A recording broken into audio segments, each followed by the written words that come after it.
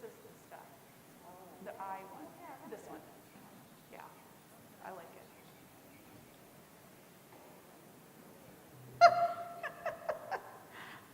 Oh my. Yeah.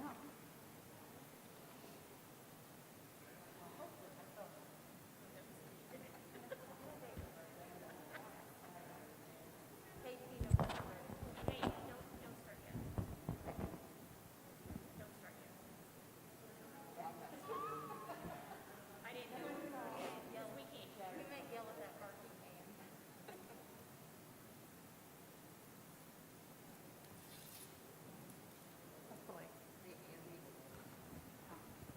Microphone's on.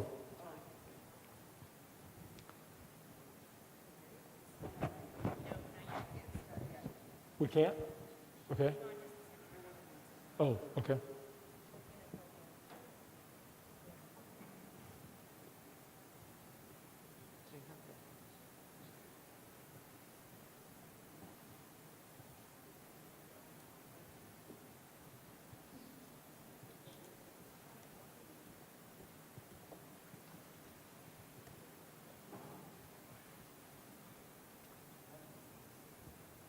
Yes.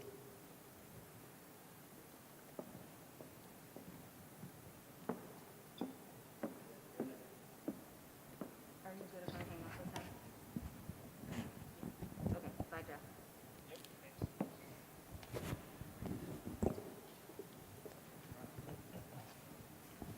Okay, now we're ready.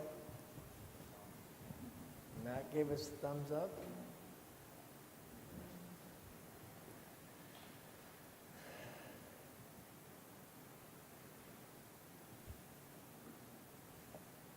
All right. Happy New Year, everyone, and welcome to the January school board meeting. As we always do, please join us in a prayer before we start tonight. Lord, as we enter a new year, let us look forward with hope. Hope that this pandemic will come to an end. Hope that we will be able to resume a more normal way of life. And hope that the number of sick people will lessen. We thank you for the much-needed break over the holidays. Thank you for the time we were able to spend with friends and family, even if it was different from years past. Please continue to watch over our schools, students, and staff and keep them safe. Be with the board and give us and guide us to make the best decisions for our schools tonight. In Jesus' name we pray. Amen. Thank you. So we'll call this meeting to order. As it is the first meeting in the new year, we have to do some administrative work first. So we're going to elect a new structure on the board. So the first item, we need to elect a president for tonight. I'm going to make a motion that we just keep the officers intact as they are this year for the next year. Can we just do that all in one fell swoop? Yes, we can. Do I have a second to that? I'll second. Thank you, Brian. So with that, Ryan, how do you vote? Yes. Becky? Yes. Christy? Yes. And Brian? Yes. And I vote yes, so that passes. The board salary will remain at $2,000 per year with no per diem. Our meeting schedule is the second Monday of the month, except for October, and will fall to the third Monday of the month because of fall break. Those dates are posted out on the agenda. The committees that we have, the Athletic Council, I will remain on that. Our Central 9 will be led by Becky Nelson. Our collective bargaining will be Brian Wirtz and myself. Communications will be Christy Ott. Legislative will be Ryan Wagner. Mental health will be Becky Nelson. Our music council will be Brian Wirtz. RDC is Christy Ott. The superintendent strategic council will be Becky Nelson. And then we're going to add a diversity council, and that will be led by Ryan Wagner. As we're keeping the structure the same, our treasurer will be Mrs. Gross, and our deputy treasurer will be Tammy Jackson. And then we will, as we voted to extend the contract, Mr. Young will be our legal counsel for that. So now that we've covered that, we'll move to the next agenda item, which would open up for public comments. If there's any comments regarding the agenda tonight, please step forward to the microphone. Good evening. I do have a comment from Renita Madison. Renita writes in, "Good evening. I'm an alum from Franklin Community Schools and member of the Diversity Committee. As a graduate of color, I would like to say I'm so excited to see the school system taking the necessary steps to ensure a better future for all students. I have always considered the Franklin community as one of the best places to live in the world and felt decisions were always made with the students' best interest at heart. Hiring a diversity consultant will only add to the benefit of the school system and community. As I have experienced in life away from Franklin, one of the most important values I have learned is self-awareness and identifying areas of opportunity. As I see it, Franklin Community Schools have taken on this perspective as well. Hiring a diversity consultant not only highlights this, but also presents an opportunity for growth. As students grow, the community grows. The diversity consultant allows for Franklin schools to identify the areas of needed growth, as well as bring attention to the changing community. I believe this time is as important as any time before in ensuring curriculum and programs are supported for all students. By hiring a diversity consultant, this will allow the school board or the school district to take a candid look at the needs of the students and provide them the best possible outcome for all to succeed. Again, that was Renita Madison.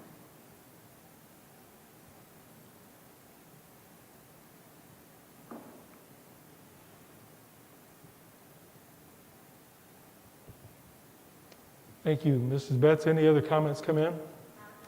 All right. We'll move then to the board comments, and we'll start with our committee updates. First one is Athletic Council, and I have that tonight. So our boys basketball starts their county tournament tomorrow down in Edinburgh. Our girls basketball, who is 14-1 and 5-0 in our conference, has been ranked 12th across all the teams in the state, and then 8th in the 4A group. Just recently, the wrestling team just finished their conference. They are third, the team is third in the state and second in the conference. So Coach Tate's done well in his second year here. And then finally, we've got swimming and diving. Both will have their county sectionals coming up in a couple of weeks, starting in the 1st of February. But they both were county champions, and they're going to host the Mid-State Conference Thursday and Saturday of this week. No spectators, there'll be student athletes only. So with that, I'll move Central 9.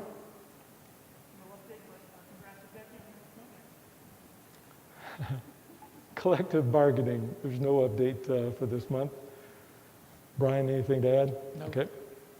Communications? Yeah, we're looking at a new parent communication and engagement tool called Parent Square.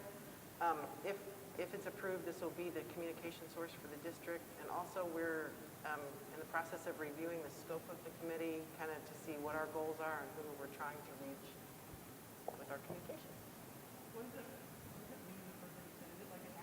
It's going to be an app, and it'll be part of the website. It's going to take over for Blackboard. Is that right? Robin and I met, and I kind of read through it. And it was kind of neat because if we have parents who are non-English speaking and they need to converse with their teacher, they can text, and it will translate it, and then it will translate what the teacher says back. It has a lot of really neat things in it, so hopefully it'll work. Yeah. Okay, how about Legislative Council? All right. Mental health? We have a meeting tomorrow. Thank you. Music Council? I was not able to attend the last one. Okay. RDC? We meet next Tuesday. Superintendent Strategic Council? Well, we did have a very lively discussion, kind of did some breakout discussions about redistricting. And after we discussed everything, Dr. Clendening then kind of said that we were going to wait, which I think everybody was like, Yeah. We're going to wait until August of '22 to implement anything. But in the meantime, keep working on it and fine tuning it to where it's going to be the best for everybody. All right. How about diversity and inclusion? Yes, and actually, part of that conversation regarded our conversation in December with Dr. Aziz and some of the direction we're looking to go. We'll talk more about that as the action item. The committee is still intact. We have committee running from that committee, Dr. Clinton and I. We have a number of internal and external folks. So we'll have more to report. We meet again later this month. All right, thank you.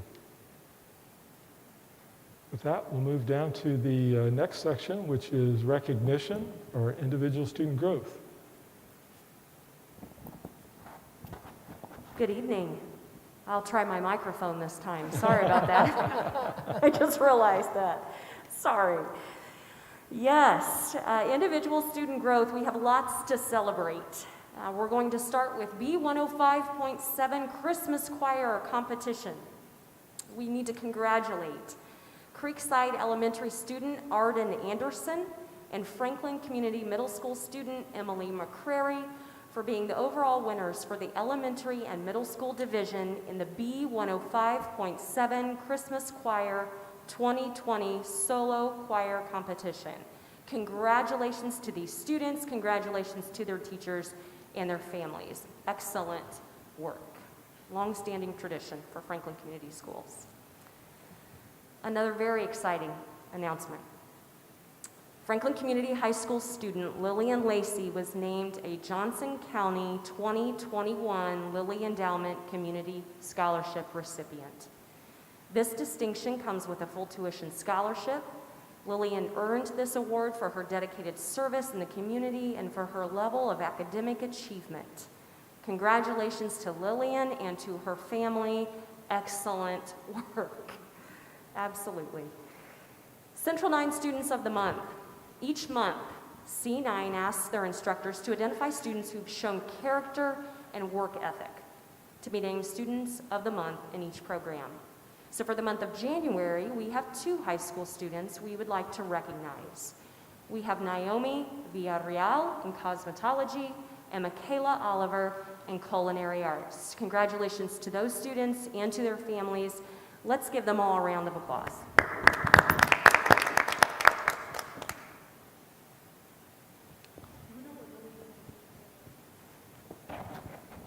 I do not know where Lillian's going to school. Does anybody know? I heard that maybe IU is where she was looking at, but I don't know if that's going to continue now that she has a scholarship or not. We'll ask her and report back next month. And then I have an addition to the recognition section. So the board would like to make a proclamation in honor and recognition of the Franklin Community Schools Transportation Department. And the proclamation says, whereas the Transportation Department has continued to serve the students of Franklin Community Schools selflessly, and whereas the Transportation Department has remained flexible and accommodating throughout the many changes brought upon them by the COVID-19, and whereas the Transportation Department is dedicated and valued department at the Franklin Community Schools. So now, therefore, we, the Franklin Community School Board and School of Trustees, and Dr. Clendenning, by virtue and the authority vested in us, now hereby proclaim and recognize January the 14th, 2021, as Transportation Department Recognition Day at Franklin Community Schools. And we'll have a copy for this for each one of those. COVID has driven a lot of changes through the program, and those folks have supported us, have picked up the students, have got them where they needed to go in some pretty undocumented time. So we want to really thank them for their service. And Mr. Lamb, I would like to also say that we will be providing lunch. Johnson Barbecue in Bargersville is going to bring their food truck, and we're going to treat them to a lunch on Thursday. Fantastic. Thank you. Okay, now moving on to the consent agenda. We have several items there, but I do want to call out under the personnel report, we have a retirement. Mr. Jackson is retiring with 41 years of service. That's amazing to think that he's worked that hard for the kids. So thank you, Mr. Jackson, for those years of service.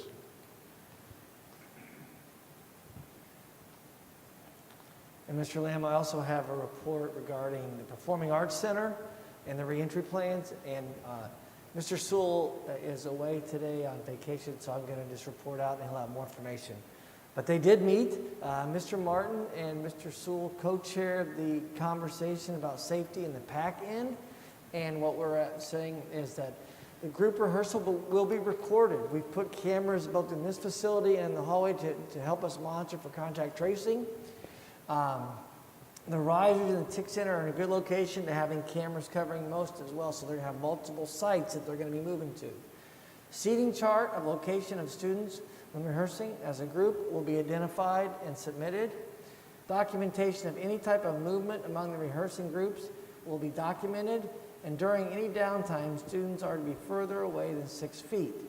Or if there's a reason to be closer, then specific small groups should be assigned. For example, a suggestion be assigned to seats in the TIC Center, etc. Seating chart for any small group activities should also be made, both for smaller group rehearsals and for downtime seating.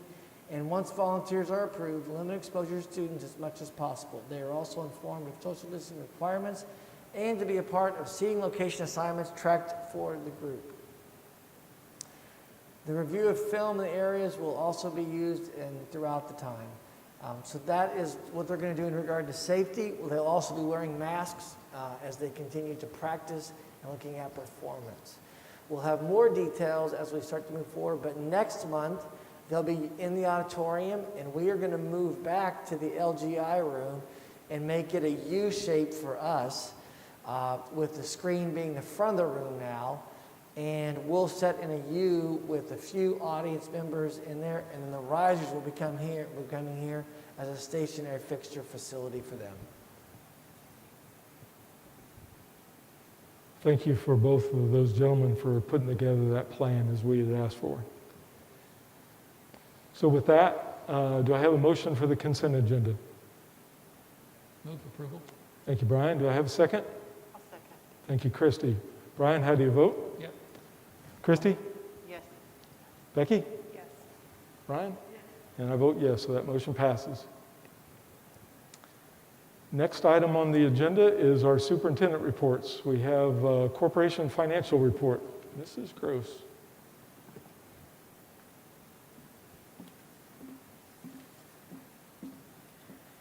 All right. Well, I'm happy to report that we ended a very challenging year on a positive note. As you can see on the financial report, we came in with a budget of $61 million. We spent $58 million, and that left $2.6 million in appropriation. And I want to emphasize that because this is where we've kind of switched gears for 2021. And in the budget amount, we will have actual revenues, not necessarily appropriations, which appropriations is authorization to spend. So in the past, we've always asked for more appropriation than we knew revenue was coming in. So when you look at this report, it looks as though we had $2.6 million left in our budget to spend, which is not actually true. As I said, we had $2.6 million left in appropriations. So compared to actual revenue, we were still able to add $381,000 to our operating balance at the end of the year, which, considering all the circumstances with COVID, the fact that we fronted some of the pay raises, we really came out in a good spot. If you recall, at the beginning of the year, we were projecting to actually have to go into our operating balance to cover some of those things. So the fact that we came out ahead, very pleased with that. So I did want to kind of go over the areas. If you look at the unexpended balance, we have a few areas that went into the negative and are highlighted in red. The first one being the Finish Strong program. That was just a little over. That was because of the $1,250 disbursement to two teachers in August. A more significant overage was payments to other government units. These are payments for transfer tuition for both special education and C9. That's always a tough target to hit. We don't know how many students we're going to have. We don't know what their needs are in each year. So that was the reason for the overage there. We may need to revisit because I did not budget a huge increase there either. So we may have to revisit that line item. Down a little further, the school admin line item, that overage of about $79,000. Part of that are the stipends that went out to the administrators. And the remaining is a salary in admin that should have actually been a teacher's salary. So we've got that switched and corrected for 2021. And then we also have a pretty significant overage in bus replacement of $166,000. That's because we have not received that second reimbursement from VW. And that is due to come in anytime. So that will cover $135,000 of that overage. And then just below that, we had a new line item for the aquatics director. We hadn't budgeted for that because the former director was a certified position, so it was in the education fund, and this one is more of a stipend type situation with the city of Franklin. So, so that's a little further explanation on the overages. And then at the bottom, you'll see our cash balance of about $16 million. Any questions? I'm not sure I followed you on the aquatics. What did you say? On the what? On the aquatics position? I'm Oh, sorry, the I didn't aquatics. I didn't pick up on the nuance of it. Our former aquatics director was a certified position, so a Okay. teacher position. She had, I think, 1/6 of a contract. The new director is not a certified teacher, so we had to set it up more like a support staff position. So the money was in the wrong place. Got it. Thank you. You're welcome. Tina, last month, Dr. Clendenning mentioned the C9 with the expansion and the bill that will be coming. Where will that impact us? What fund is that going to hit? Well, we'll have to talk about that.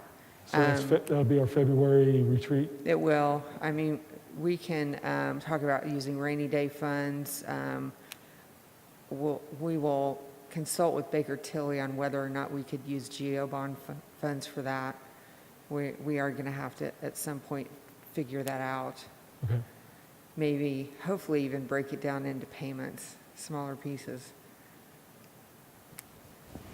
In the past, other schools, like when they did the last renovation, other schools went ahead and just did a traditional bond and did the 15 or 20-year bond and paid for it that way. There's some that are just now finishing up from the last time.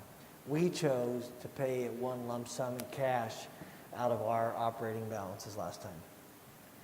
So, Yeah, we could go into operating balance too. That's an option. Dr. Kovach will be there. He's scheduled for the retreat, so he'll come and talk specifically about their expansion and what all is involved there. Okay.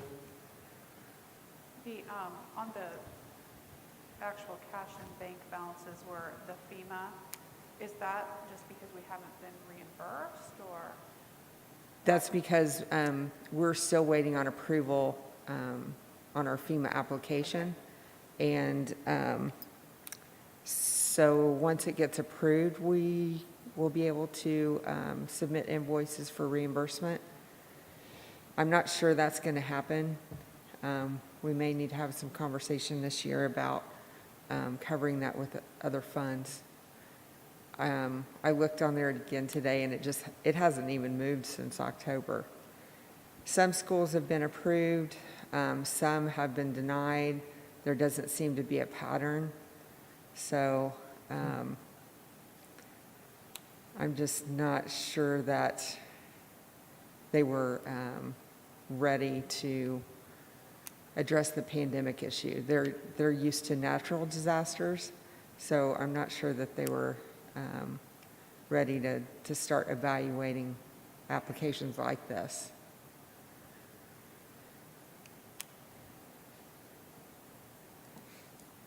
Luckily, we didn't have to cover that at year end like we do some of the other accounts.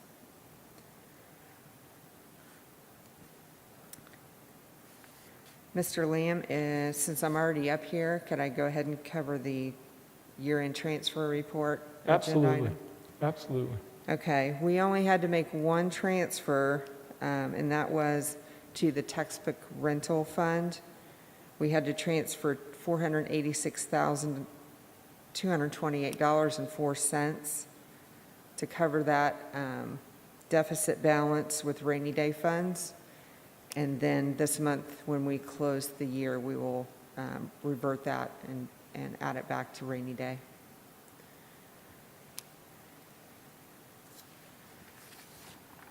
That concludes my report. Thank you. Thank you. All right, next item on the agenda is the mental health update. Mrs. Sperling, if you're online and can hear us. Hello, can everybody hear me? We can. Wonderful. Are you able to see my video? We can see it, barely, in the auditorium, but not on the screen. We'll have to pull, if you guys could pull it up on your own.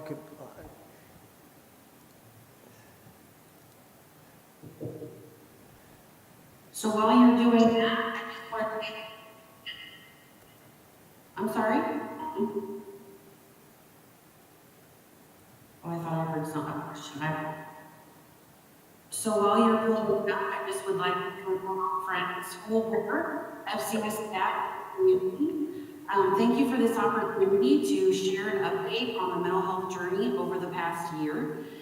There is a lot of material to discuss and absorb. Don't worry. I won't be discussing everything. I will provide an overview, and I'm happy to answer questions from the board in the presentation. And then also my contact information is at the end of the presentation for anyone else that would like to discuss this in further detail.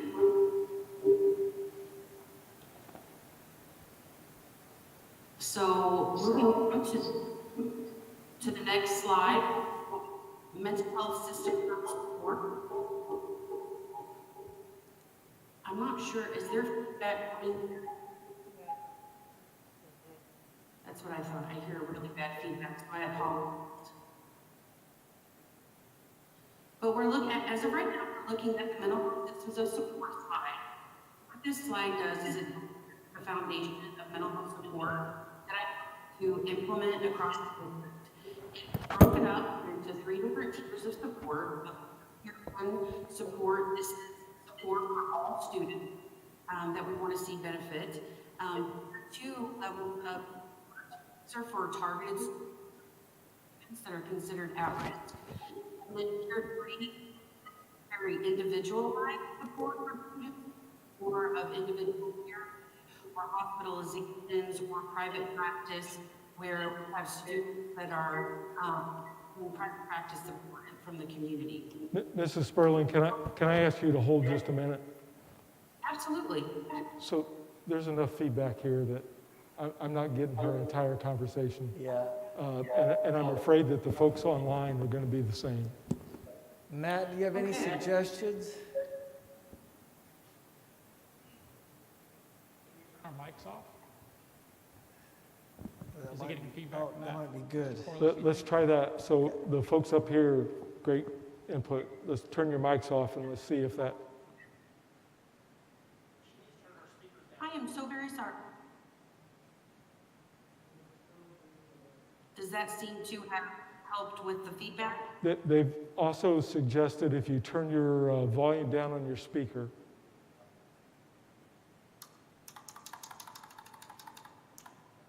How about this? Much better. Thank you. You're welcome. Would you like me to start over on that slide, or would you like me to go? No, start over on that slide, please. Okay, so just to make sure we're all on the same page, we are on slide 3. It's called Mental Health Systems of Support. So this slide demonstrates the foundation of mental health support that I'm working to implement across the district. It's broken down in 3 tiers. So tier 1 is meant for all students who benefit from the mental health support. Tier 2 is for targeted students or groups of students that are at risk that will benefit from support. And then tier 3, this is for very individualized situations, so like hospitalizations, private practice, community mental health referrals. COVID has created some issues and barriers while trying to implement some of these supports. So we look to the future for the year 2021 to be able to implement some of the things that we weren't able to this year. We are going to move forward and be able to implement some of those things in the next year. The next slide, this is just me working at basis of our new social emotional learning team. You can feel free to scroll back through this presentation and click on a link to learn a bit more about interventionists. The next slide, talking about the type of support that the social emotional learning interventionists are providing.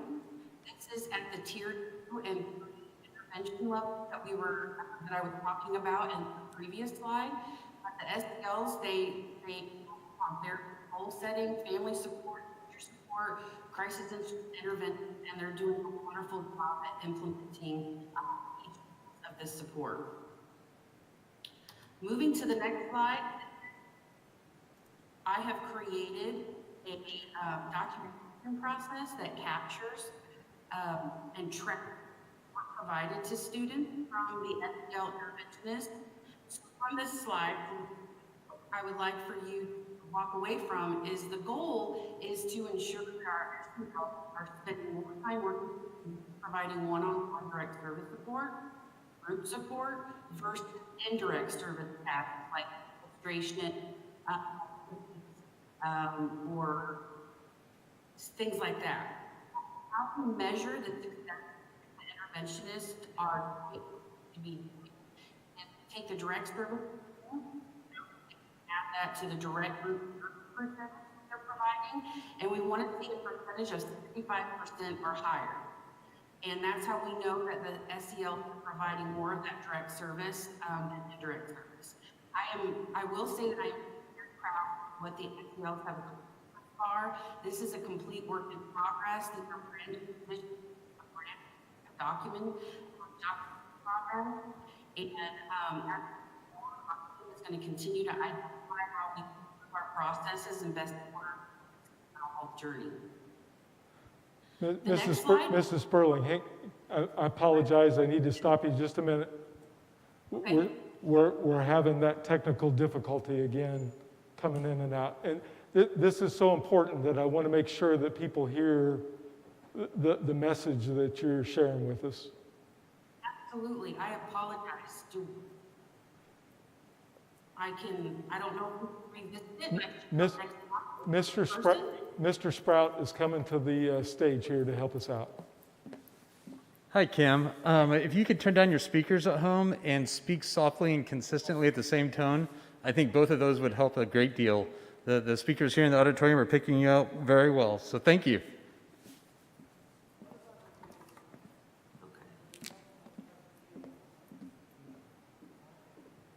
Is this helping? I think so. If I turn my speakers down, I cannot hear anybody talk. I apologize. Can you guys hear me now? Yes. Okay. Do I need to start this slide over for direct service versus indirect service? Yes, please. Okay. So the slide, number 6 for direct versus indirect service, this is a snapshot of how we track the difference between direct service and indirect service. The goal, the sound is much better. The interventionists are tasked with tracking the support provided to students that they serve mental health to. And the goal is to ensure that our students are receiving direct service and direct group therapy service more than indirect service. So direct service is working directly with or on behalf of a student. Indirect service is administrative tasks, things of that nature. How we calculate that is we take the direct service percentage plus the direct group therapy percentage, and we want to see that direct service number higher than 65%. So as of right now, as you see across the board, we're doing pretty well at accomplishing that goal. I am very proud of the work that the SELs have accomplished so far. I just want to make sure that everybody understands that this is a journey. These are brand new positions for the school corporation, and as we move forward, we'll continue to identify how to improve our processes that support our students' mental health. The next slide is in regards to ethical documentation. And so again, if our being tasked with tracking the support that they provide, very quick snapshot from August to December. And these are numbers that show students in the intervention caseload during that time frame. They were averaging anywhere between 20 to 40 providing individual therapy to us on a weekly basis. It's just a very brief snapshot. The next slide, this is top 5 student concerns. Again, this is just a very snapshot of the presenting concerns that the students have discussed and the SEL intervention providing mental health support. So across the board, anxiety rates very high, which that is obviously stemming from a lot of things that are going on in this life of COVID and then outside the school setting as well.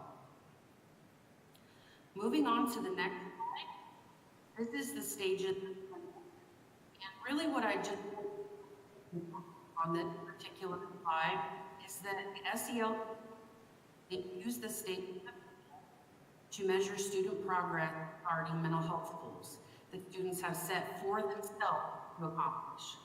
So students can really start here along this continuum. However, we start anywhere pre-contemplation area, they're completely unaware of an issue or a problem. Preparation, meaning take action of identifying the problem. So really, with every two, that is considered progress. So moving forward, considering is considered progress. That's basically the big aspect I'd like you to take away from that slide. The next slide is showing the overall progress per school. So as you can see from this slide here, the needle is moving.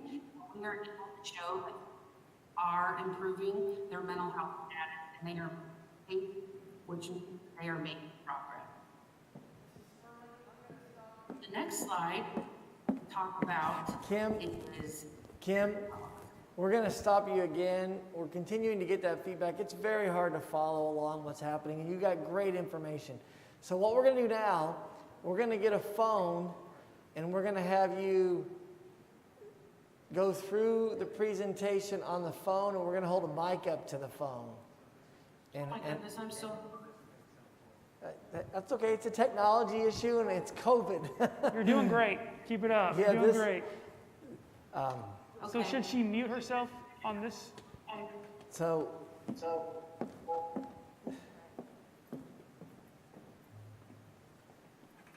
And if this needs to wait until next month, I'm happy to come back. well, we definitely want you to share. This is awesome information and provides what we're doing. Okay? Mute yourself. I did.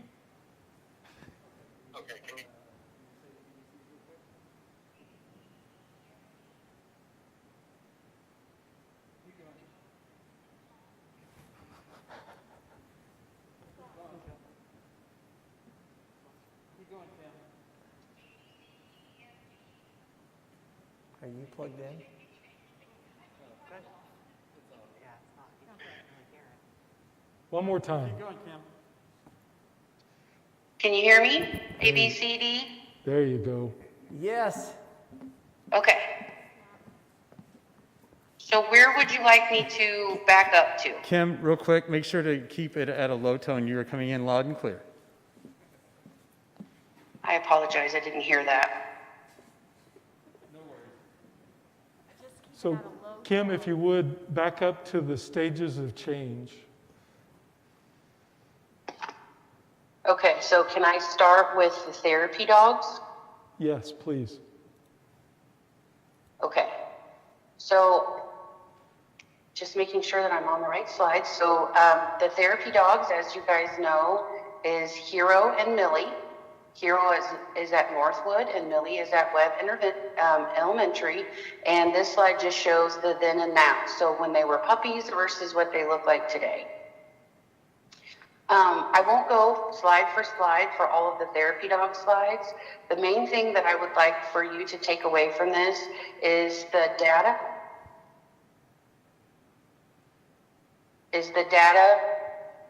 To support both Hero and Millie is they are making a magical difference at Northwood and Webb.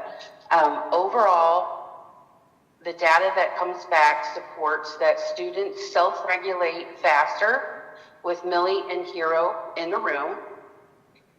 Intense behaviors such as throwing chairs, fighting, things of that nature, which may cause the room to have to be evacuated.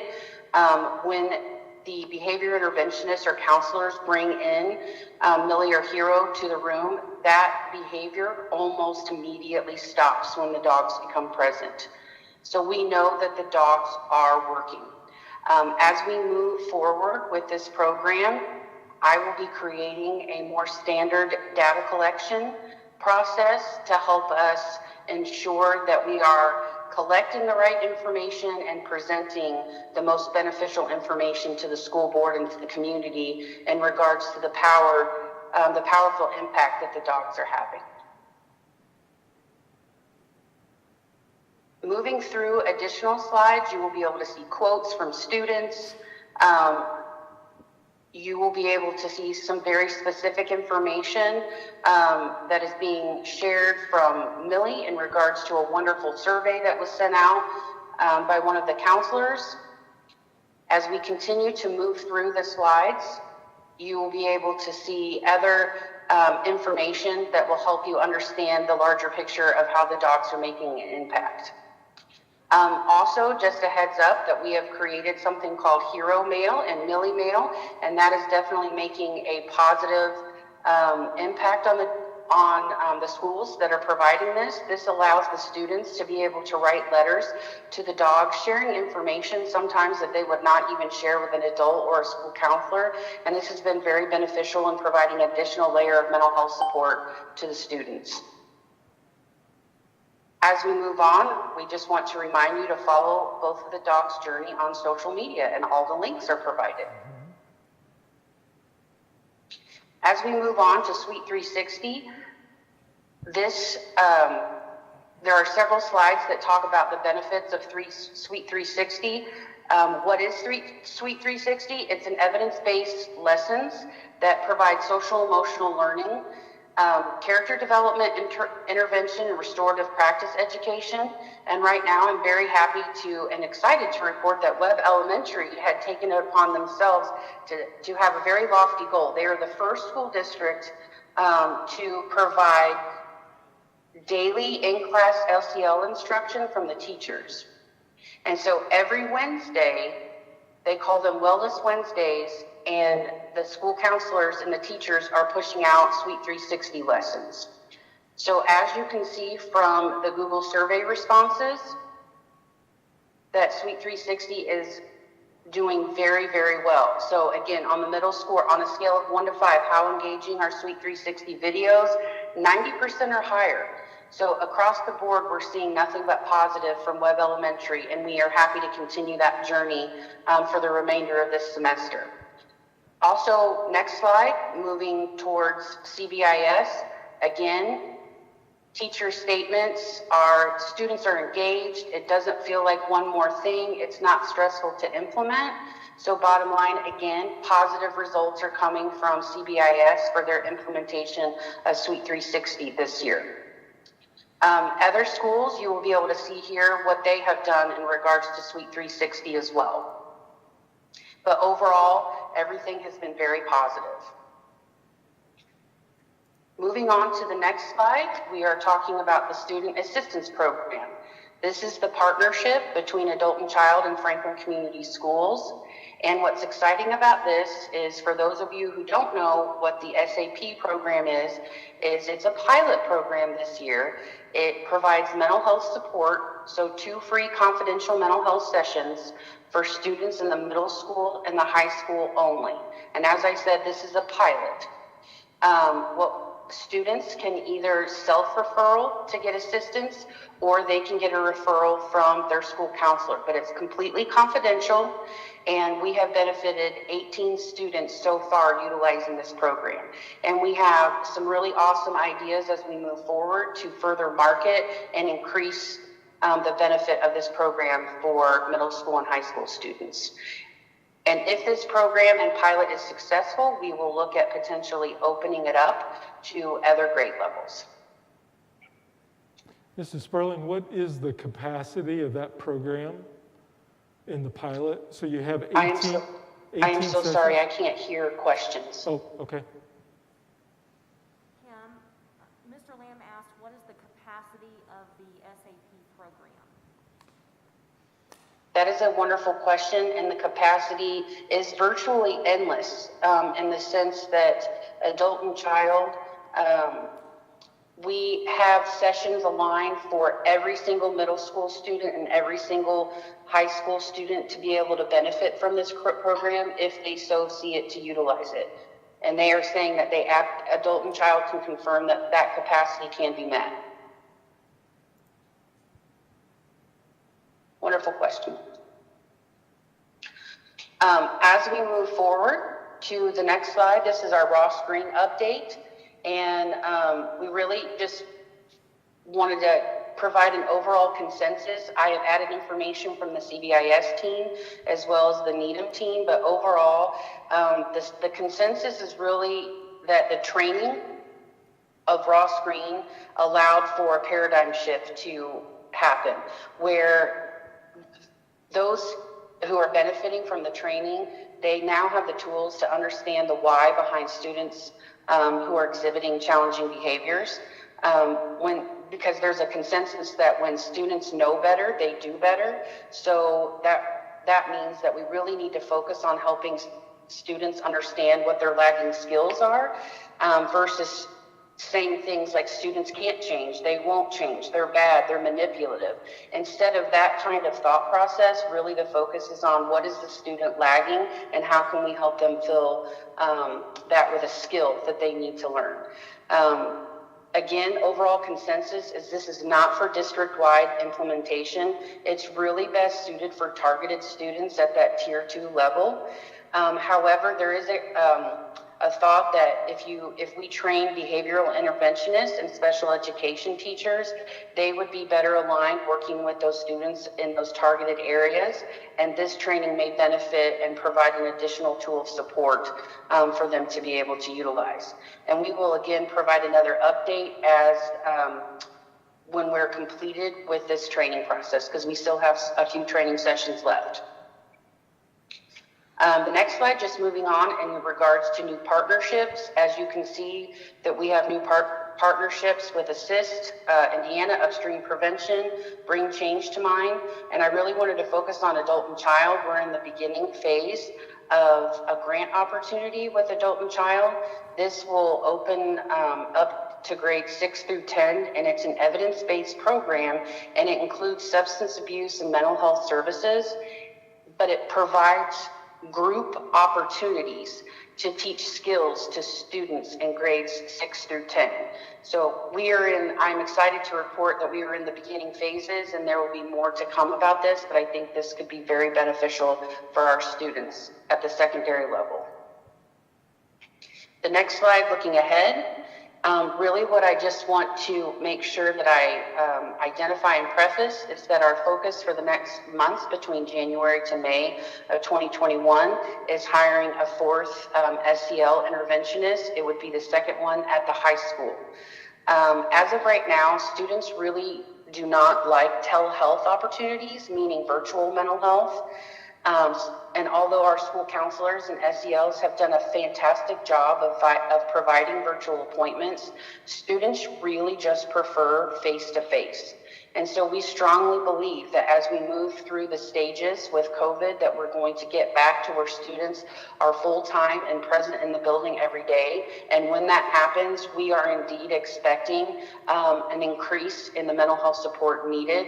And so we want to be able to provide that 2nd interventionist position so that we can be ready for when that happens. We will also be focusing on therapy dogs, starting the process for a 3rd dog, evaluating funding for a 4th dog, and determining what schools would benefit and so on. In regards to June through August, really the focus is going to be on evaluating data. I have been collecting tons of data for the interventionists, the therapy dog program, Suite 360. So I will be evaluating all of those to identify what is working, what do we need to change and improve. I will also be working on identifying, next steps for the middle school and the elementary schools for additional mental health support that they need. The remaining slides on here, I won't be going through in depth. These are just available resources that have been created. So the slide that is called New District Procedures, as you can see, all of these are just additional tools that have been provided to either the district, the school counselors, or the interventionists to be able to provide additional mental health support.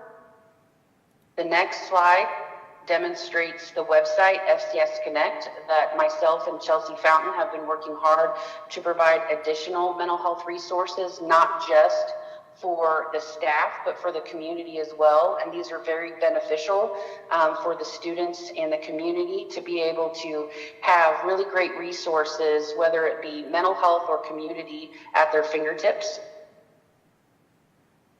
Moving on to the next slide, this is just a little information about the newsletter. It is doing really well and providing a lot of additional mental health support to Franklin community staff.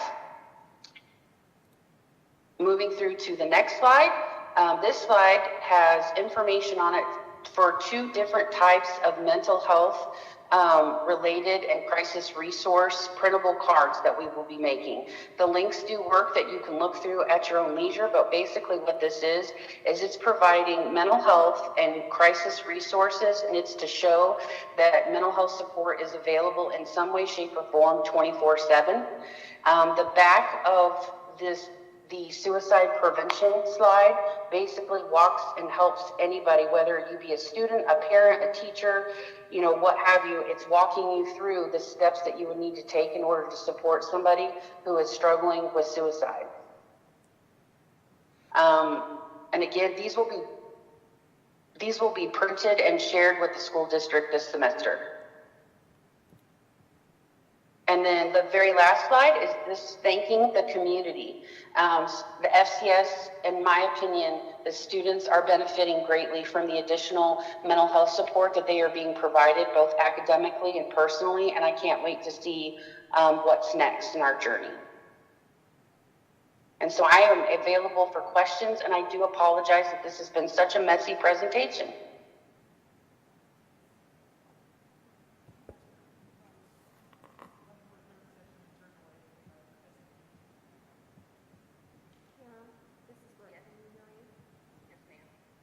Mr. Wagner has asked if anyone has come to a third session for the SAT and been turned away. Absolutely not. So what happens, that's a wonderful question. What happens if a student needs additional support for the student assistance program, what Adult and Child does is they put them in touch with a healthcare navigator. That is somebody that helps identify their insurance and what additional mental health resources that they have available to them. So the goal is either to sign them up and make them a client of Adult and Child, or they will refer out to another mental health practitioner in the community to continue on those services, those mental health services. But no one is ever turned away or denied. So for the folks joining us online, and even the folks here in the auditorium, the material is out on the agenda. So Kim and her team has done a fabulous job pulling this together, to coordinating this effort. Please go out, take a look at the material. If you have any questions, we'd be happy to have Kim come back and dive into a given topic if needed. So thank you, Kim, for sharing this tonight. Thank you, everyone. Have a good evening. Great job, Kim. Thank you, Kim. Excellent job. Full of topic.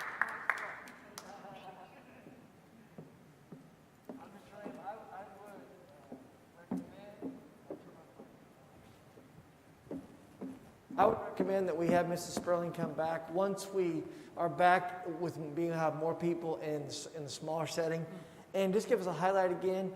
For example, I think the direct and indirect was hard. It's hard to understand, and every time we got to it. But when she was talking to us about the session, she was very pleased with all the numbers. And even though the high school looks like it's down, she said that's anticipated partly because of the hybrid model. But I want her to explain that to us, and she does a phenomenal job. We are so lucky to have Kim Sperling be our Director of Mental Health.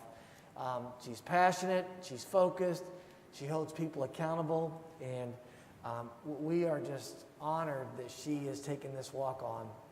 And so I would encourage us to have her come back when it's a live session, and we can ask those similar questions, but she's done a phenomenal job.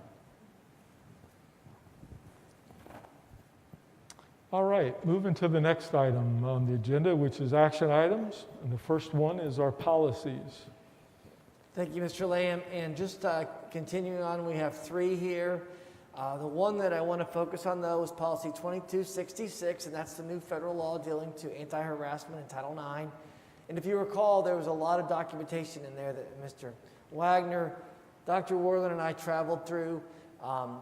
We are going to recommend the policy be adopted tonight. In addition, we are also going to shift how the investigation, decision-making, and the appeals decision-making takes place. The new law sets up some new parameters.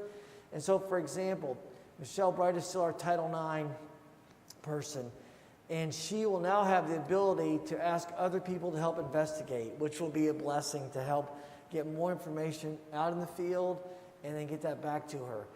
The decision-making, so once she gathers the information and she shares that back with both parties, they will come to a hearing similar to what we do for expulsion and due process in our world. And that's going to be done by a panel of people that's going to actually be the decision makers.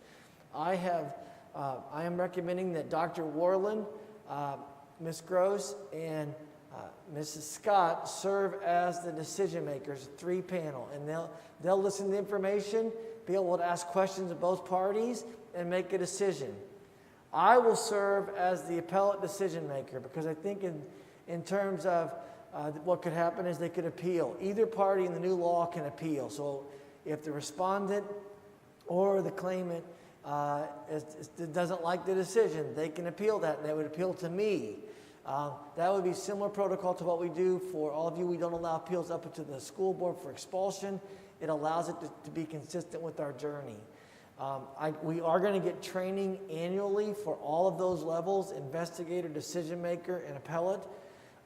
Actually, our first training is coming up on January the 19th at 8:30, where we are training the entire cabinet on what's going on. The Safe Schools module that we've all gone through to meet the law, which was done in August, I'm going to send that link out for you all to see the PowerPoint slide that we had to go through and the video. And then I will get the information from Churchill and Antrim. And we do have to post our training to the website, which is another new requirement with the law. So that's going to be the biggest change for us as we continue to be more thorough. And even with the new administration coming in next week, Title IX will not change. It will not be able to kind of revert back to something 2 years ago or 3 years ago. This is our journey, and I think in many ways it's a good journey. It's probably a better journey that we're going to be on. And so that I would recommend, please, the policy 22.6 be approved as written, and we have thoroughly vetted it with Mr. Wagner and Mr. Young, and now the board. All right, do I have a motion? Thank you, Becky. Do I have a second? I'll second. Thank you, Ryan. Brian, how do you vote? Yes. Christy? Yes. Becky? Ryan? Yes. And I vote yes, that motion passes, those policies pass. Thank you. The And next that was a one, heavy lift, so thank you to Brooke and Dave and everybody else. the next one is the resolution for transfer from education to operations. Mrs. Gross. Yes, this is a standard resolution for us now. We did this for the first time last year in switching from quarterly transfers to authorizing the treasurer to make monthly transfers. And kind of backing up, this is because of the circuit breaker, there's a need for us to transfer a portion of the education fund to operations to cover those operational costs. The guidelines from the state are to not transfer more than 15%, so the resolution reflects that. In 2020, we transferred 13.57%, so we're definitely staying under that 15% guideline. So I'm requesting authorization to be able to make those monthly transfers in 2021. Thank you. Do I have any questions for Mrs. Gross? Do I have a motion? I'll move for approval. Thank you, Christy. Do I have a second? I'll second. Thank you, Ryan. Brian, how do you vote? Yes. Christy? Yes. Becky? Yes. Right? Yes. And I vote yes, that motion passes. Last one we have is our contract. Yes, thank you. We met with Dr. Aziz at the December meeting. She walked us through her proposal, so I want to thank all of you for your questions and just participating in that conversation. Again, she's been working with the Indiana Department of Ed and with other districts on equity. And so the 5 areas in her proposal, it's on, can you not hear me? The 5 areas in her proposal are those same areas that are reflected in the contract as you see in front of you. Again, targeted focus groups. This is actually one of the areas that we had asked her to add in conjunction with soliciting the feedback from the advisory committee, which is composed of external and internal stakeholders. We really wanted a broader sense of where our community, where we were on equity issues. And so I think this will be beneficial for us to gather and collect that feedback and to see that data. So I'm actually really excited about that community engagement there. Leadership development, again, as we work with the Indiana Department of Ed, as we've been through some of the book studies, the leadership development of our team And as you can see here, we will have 42 people who are able to participate in this development. That's a key part of this work and the sustainability of ensuring that we're focusing on equity in our procedures, practices, and policies. The third aspect is the policy and the practices area. Again, that's been encouraged as we've done the work with the Indiana Department of Ed book study, and as we talk with others, just really how you do business, how you do work, sometimes those hidden messages. The fourth area is the key PDP part for our teachers. We do have an annual obligation to ensure that we are looking at cultural competency practices in our classrooms with our educators, with our counselors, with our interventionists, as we interact with students. This is a piece we can keep and use over and over and over again. So I'm really excited about her expertise and her participation and engagement on that component. And finally, the summer retreat. She is this year's expert. Has been somewhat of a tradition for us to bring in an expert to that retreat in early June with our culture committees from each of our schools. She's going to work with us this year. There's something that she said at the last meeting, and one of the reasons I really like working with her, and I'm excited to work with her more, and I think Renita said this in her words, and I really can't say it better than our own alumna, than Renita said, but she talked about serving all students. And that's part of Dr. Aziz's philosophy, that when we do this work, it's about ensuring the benefit for all of our students. And that's really what we're about as public educators, is focusing on each and every child. So thank you. I'm happy to entertain questions if you have them with regards to this contract. Roger has seen it, has reviewed it, and Andy, and also we adjusted the timeline. Yeah, that was my only question is, where do I see that it was pushed out? Yep, she mentions in here, hang on, that we will, if there are changes to the timeline, that we'll consult together. Yes, I saw that, but as long as we're not signing up to the timeline that she presented last month. No, we are not. Okay. It's more about the components that I just walked through and completing each of those components Okay. than it is getting within a particular schedule. But we did talk about, we don't have to have everything done by the end of June, that we can expand this work out Good. throughout the next calendar year. She's very open to that. Okay. And I think our leadership was pleased with that suggestion too, so thank you for that. Mm-hmm. I would just say I'm really, really excited about this. The Diversity Committee's done a lot of good and important work to get us to this stage. Dr. Aziz is going to enlighten us, I think, a lot, and maybe help us understand things about our community and the school corporation that might not be super comfortable for us, but it's what we have to do to move forward, and so I'm looking forward to it. Like Dr. Worland said, I want to thank Renita for her comments this evening. Those were very insightful and informative. And then the last thing I'll say is, I talked to Dr. Clendenning today about funding for this, and I think it's just going to be easier for us to keep this going if we pull some funding from the professional services line item on our budget we've approved, and that line item is for the school corporation to like hire lawyers and accountants and stuff. And so when we move forward, I'm going to ask that our motion include a stipulation that we pay this contract out of that professional services line item. I think it'll be cleaner and keep us on the right track. Good. With that, then, do I have a motion? So I'd move to approve the contract with the stipulation that the funding comes from the professional services. Can we say education fund? Because I think that's really education operation fund. Whatever the words are. And basically, it's not going to come out of the referendum. Yeah. The referendum fund, I've talked to Ms. Gross, and she's going to provide that insight, but I appreciate that, and absolutely. It will help us, and we'll be able to move forward. All right, and Brian, second there. So Brian, your vote? Yes. Christy? Yes. Becky? Yes. Brian? Yes. And I vote yes, that motion passes. Moving to the next item on our... Mr. Lamb, one other clarifying thing. She will be working with the board.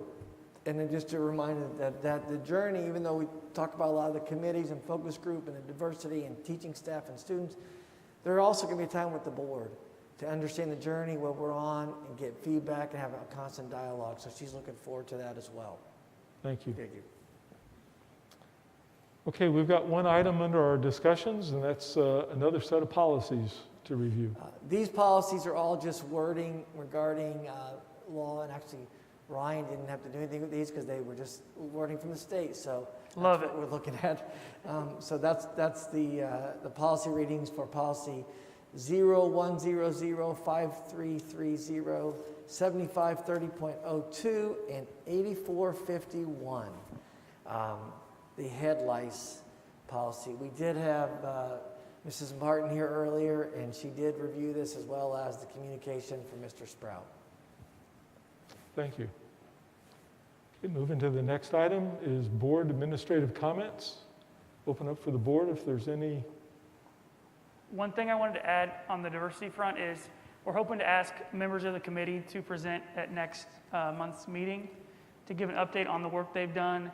And they've also dug deep into some student data that I think will be informative for the board and the community as well. So we haven't asked anyone yet, but we're hopeful people say yes, and we'll be here next month. Ryan, I'm sorry, I didn't understand at the very start of what you, what are these people? The diversity committee is going to come do an I update. didn't hear that, sorry. Yep. Thank you. Any other comments? David? Just a reminder that we do have next Monday off for MLK Day and for inclement weather days. If the snow does come in the hybrid model, we'll just keep doing school. As we would know it for K-6, they would revert back to an e-learning inclement weather day. So we talked about that last month. Hopefully we won't have snow, but I'm betting we might. So just want to remind everybody of that as we move forward.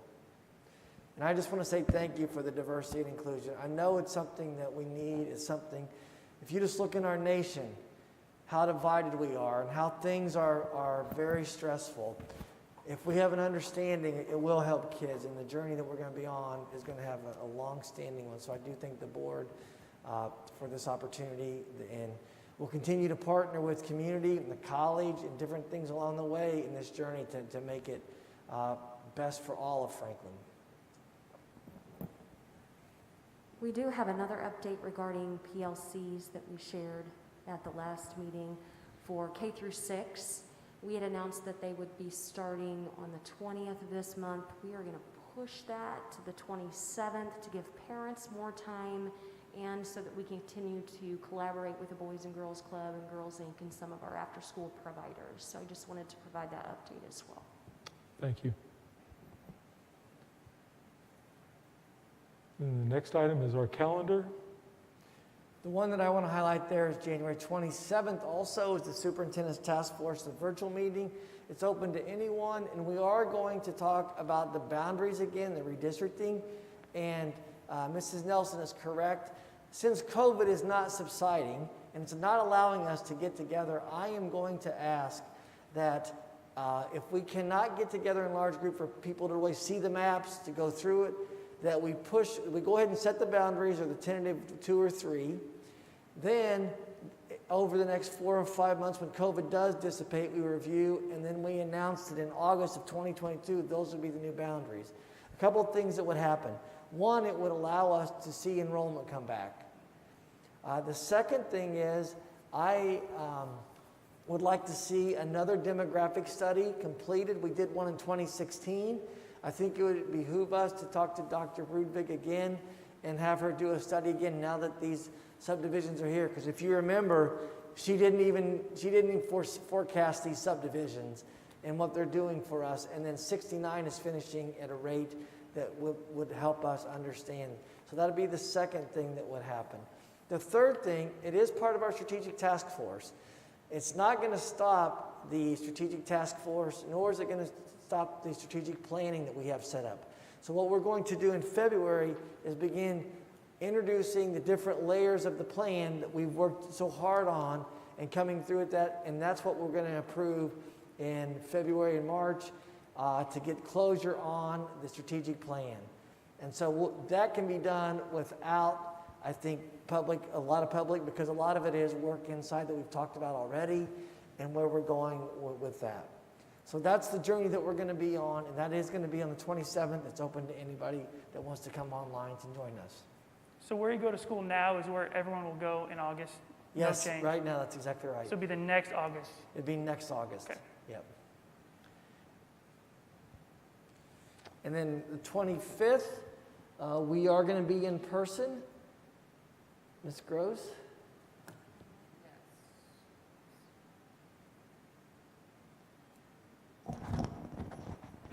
We will be in person at the Ivy Tech campus in Franklin, which is over on the east side at I-65 and 44, McLean Drive off of Jim Black Road. So if you have any specific items that you would like to see on the agenda, please let me know, and we'll get those added. We'll be serving lunch, not sure from where yet, and it'll be from 9 to 3. Fun-filled day of finance. It's the numbers one? It's a numbers one. Something to look forward to, Ryan. Be sick on that day. What to see. Bring your calculator. Bad. All right, moving on to public comments. Mrs. Betts?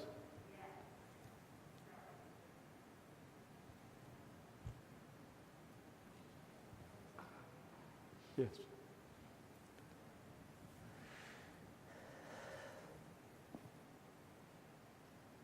Dr. Clendening, this question takes us back to talking about the new Title IX process. Barb Jankowski asked if the claimant brings an attorney, what is the process? They would be allowed to bring the attorney, but just like any other process, the conversation would be directed from the panel of decision makers. It's similar to a due process hearing.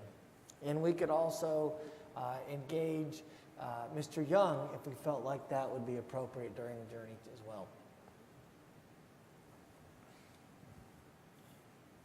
Thank you. And moving on to the diversity and inclusion conversation. Chrissy Curtis had 2 questions. She wanted to know, 1, what does the contract cost? And 2, what evidence shows that we needed a diversity and inclusion training?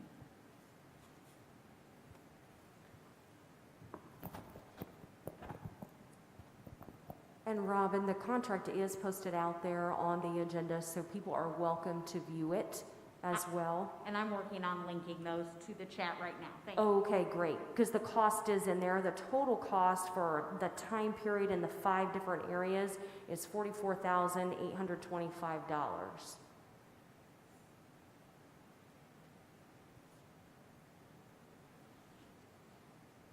I don't know if anyone wants to speak to the rationale. I think Renita touched on some of the rationale. I think Mr. Wagner, you've touched on some of that. Dr. Clendening has touched on some of that. I've mentioned as well that it's a high-level discussion, not only at the national level, but at the state level and in many districts throughout the state. So I think that energy is only going to increase. But we've talked about some of what we're seeing just this week and throughout the year. And honestly, many of us feel like it's our responsibility to ensure the students we work with every day are ready for that next level, are ready to engage in the next step. I don't know if any of you want to add, any of you here, additional thoughts? No, I think that's right. I mean, we're clearly living in a moment where this is at the forefront, and so as a school corporation and as a community, it's our opportunity to lead. And you know, we have this committee that we're on, and there are current students there, there are alumni there, and to hear the perspectives of students of color who are currently in the school system or who have gone through the school system, it's been really enlightening to me to hear what their experience is like, and I think it's probably the same in a lot of communities like ours, sort of rural towns. What is it like to be, you know, the only black kid in class? So we're doing it because it's the right thing to do, and we're doing it because I think the moment demands it. But also, we do have evidence in terms of like student achievement and some racial inequities and kind of what that looks like at the corporation level. And so we can present that in some form, I think, at the next meeting when the diversity committee members speak. Because I do think I don't know who asked the question, I forget, but it's a fair question to ask, kind of in this town, in this school district, what's the impetus for this? And so we can show some of those data points next month. Yeah, thanks for the question. The last question also comes from Barb Jankowski. She said she does agree that this type of position is needed, but regarding this conversation and even other conversations, what would kind of be her route to provide feedback? I did explain to her that it was on the board agenda last month where you could provide feedback, but what are the different ways that parents and community members can provide feedback on some of these ideas and options that come to the board? Well, I think the thing that we need to do is continue to provide that information out there in a very public way. For example, we're going to have every month an update on the diversity and inclusion and have different presentations. Also, the website will be a great place. And then the parent resource that we were just talking about, actually to start the communication committee is a place where we need to get that out. We would also encourage anyone, please call me. Call Dr. Warland. We'll be glad to have an engaged conversation about what's going on, what we're doing, because we definitely understand that in the community, when things come up, you're like, well, where did that come from? Mm-hmm. And there's a whole lot that's gone on, but maybe at the board meeting in the 2-hour sessions that we have, we don't get it articulated to that depth. So I would say, please, people, the community, call me. You know, we have 5 guiding principles: individual student growth, communication, collaboration, systemic improvement, and trust. And all 5 of those went into the conversation of all the things that we do. And we just want to continue to say thank you to the community for bringing their kids to us and helping us grow. And we're always available for that conversation. So thank you, Barb, for asking, and please feel free to contact us. You have an upcoming coffee with the superintendent, too. That's always a great Yep. place for those questions.